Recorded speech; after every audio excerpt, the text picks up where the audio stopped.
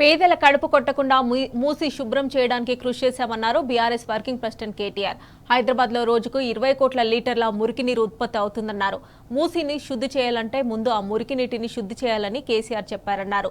4000 కోట్ల రూపాయలతో 1200 MLD sewerage పాయింట్లు కట్టామన్నారు. దేశంలోనే 90% మురుగునీరు శుద్ధి చేసే నగరంగా హైదరాబాద్ నిలిచిందన్నారు. కేంద్ర మంత్రి కిషన్ రెడ్డి గారు బీజేపీ నాయకులు కూడా ఇవాళ మూసి పక్కన పోయి పండుకుంటారంట. మూసి కాడ పోయి వాళ్ళు కూడా పండుకుంటారంట. ముఖ్యమంత్రి సవాల్ను స్వీకరిస్తూ వాళ్ళేదో చేస్తూ ఉన్నారంట. చాలా సంతోషం.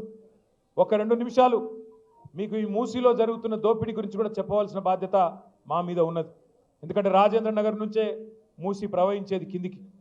మీ మంచిరేవుల కాంచి మొదలై కిందికి మూసి మళ్ళీ కిందికి అటు అంబర్పేటకు కిందికి వెళ్ళి ఇంకా ముఖ్యమంత్రి గారి మధ్యన ఒక పల్లవి పదే పదే చెప్పిస్తున్నాడు. మూసి పునరుజ్జీవం అంటున్నాడు. మూసికి పునరుజ్జీవం అంటే తిరిగి జీవం పోయడం. ఉస్కో ఫిర్సే జిందా కర్నా మూసిని తిరిగి జీవం పోస్తా అంటున్నాడు. అంటే ఏమిటిది? 60-70 ఏళ్ళకేంచి స్వాతంత్రం వచ్చిన నాటి నుంచి మూసిలోకి మురికి నీరు నిరాటంకంగా పోతానే ఉన్నది. ముఖ్యమంత్రి గారు ఎట్లా మాట్లాడుతున్నాడంటే అదేదో మూసిని వీళ్ళేదో బంగారంలాగా మనకు చందమామలాగా మనకు అప్పజెప్పిపోయినారు 2014లో, దాన్ని మనం అంతా మసిపూసి పాడు చేసి ఖరాబ్ చేసినాం అన్నట్టు మాట్లాడుతున్నాడు. ఒకసారి యాద్ చేసుకోండి, 2014 నాటికే మూసి మురికి కుప్పంగా మారిన మాట వాస్తవం కాదా? 50-60 ఏళ్ళు కాంగ్రెస్ పరిపాలన, 15-20 ఏళ్ళు తెలుగుదేశం పరిపాలన, ఆ రెండిట్లో ఉన్నది ఇదే రేవంత్ రెడ్డి కాదా? గతంలో తెలుగుదేశంలో ఉన్నాడు, ఇప్పుడు కాంగ్రెస్లో ఉన్నాడు. ఈ 2 పార్టీలు కారణం కాదా మూసి మురికి కుప్పంగా మారడానికి?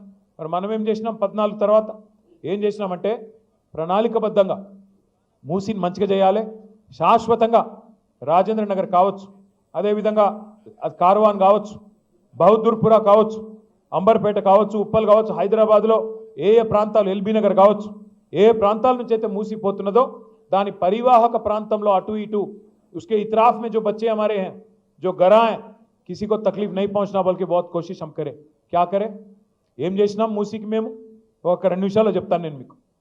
పేదవాళ్ళ కడుపు కొట్టలేదు, పేదవాళ్ళ గూడు గూల కొట్టలేదు, కానీ దాన్ని మంచిగా చేసే ప్రయత్నం చేసినాం.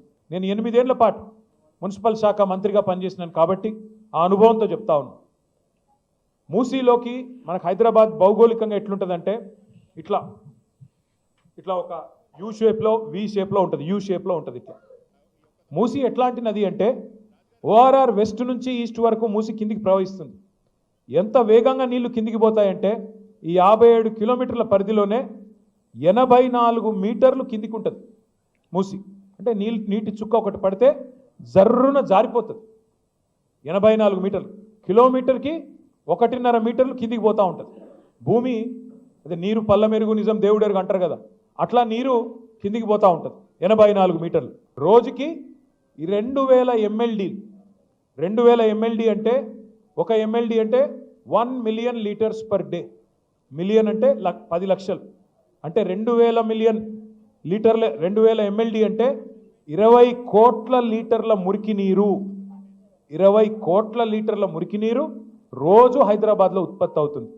కేసీఆర్ గారు మాకేం చెప్పారంటే మూసిని తిరిగి బతికించాలంటే ముందు ఆ 20 కోట్ల లీటర్ల నీళ్ళు ఏవైతున్నాయో వాటిని శుద్ధి చేయండి, వాటిని సివరేజ్ ట్రీట్మెంట్ ప్లాంట్లు పెట్టి ముందు మురికి నీటిని శుద్ధి చేసి కిందికి వదలండి. తద్వారా హైదరాబాద్లో దుర్గంధం వ్యాపించదు, దోమల సమస్యలు, ఆరోగ్య సమస్యలు రావు, ఆ నల్లటి నీళ్ళు ఏవైతుంటాయో అవి కూడా రావు. అది నెంబర్ 1 చేయమని చెప్పారు.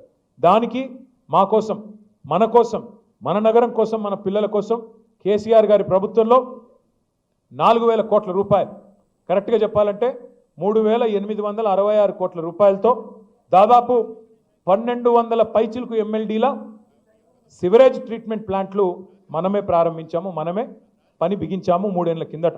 అందులో కోకాపేటలో నేనే వచ్చి ప్రారంభించాను, నేను సబితక్క మేమందరం వచ్చినాం. కోకాపేటలో ఒక 15 ఎంఎల్డీ ప్లాంటు మీ రాజేంద్ర నగర్ నియోజకవర్గంలోనే పూర్తి చేసినాం, దాన్ని ప్రారంభం కూడా చేసినాం. ఇక మా కాలేరు వెంకటేష్ గారు ఇక్కడే ఉన్నారు. ఆయన అంబర్పేట నియోజకవర్గంలో 300 ఎంఎల్డీ ప్లాంట్ ఒకటే చోట అక్కడ కట్టినాం. అవతల వైపు ఎల్బీ నగర్లో భారతదేశంలోనే అతిపెద్ద సివరేజ్ ట్రీట్మెంట్ ప్లాంట్ 320 ఎంఎల్డీల ప్లాంట్ అక్కడ కట్టినాం. ఇవన్నీ ఎందుకు చేసినాం? నీటిని శుద్ధి చేయడానికి, మూసికి తిరిగి జీవం పోయడానికి. ఈరోజు నేను మీకు సంతోషంగా చెప్తా ఉన్నా, కేసీఆర్ గారి ప్రభుత్వ పనితీరు వల్ల ఎట్లా అయితే కరోనా సమయంలో కూడా రోడ్లు వేసుకున్నామో, ఎట్లా అయితే కరోనాలో దేశమంతా స్తంభించిపోతే మన హైదరాబాద్లో మాత్రం ఫ్లైఓవర్ లాగలేదు, మన హైదరాబాద్లో రోడ్ లాగలేదు. మన హైదరాబాద్లో ఎక్కడి నుంచో వచ్చిన కార్మికులను కడుపులో పెట్టుకొని వాళ్ళకి డబల్ రేట్ ఇచ్చి మీకేం కాదు మేము చూసుకుంటామని ధైర్యం చెప్పి ఎట్లా కొత్త రోడ్లు వేసుకున్నామో అదే పద్ధతుల్లో కరోనా సమయంలో కూడా మనం ఆపకుండా నిరాటంకంగా పనిచేయడం వల్ల ఇవాళ హైదరాబాద్ మొత్తం భారతదేశంలోనే మొట్టమొదటి నగరం. 100% సివరేజ్ ట్రీట్మెంట్ ఉన్న ఒకే ఒక్క నగరం హైదరాబాద్ మాత్రమే మొత్తం భారతదేశంలో. దానివల్ల 90% సమస్య పరిష్కారం అయిపోయింది మూసీ